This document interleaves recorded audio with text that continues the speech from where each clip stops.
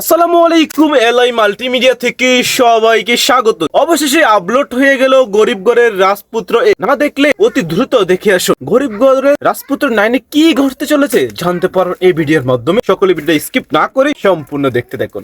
সব খেলা এলোমেলো হয়ে গেল। অবশেষে মিরাজ খানের স্ত্রী জেনে গেল মিরাজ খানের দ্বিতীয় বিয়ে করে কি ঘটতে চলেছে জানতে পারবেন এই ভিডিওর মাধ্যমে। মিরাজ খানে টাকার লোভে অনন্যার বাবাকে বাঁচাতে গিয়ে বিয়ে করলো তার বান্ধবী, প্রতিবন্ধী বান্ধবী। এখন অবশেষে ধরা খেয়ে গেল মিরাজ খান। এখানে কি থেমে যাবে?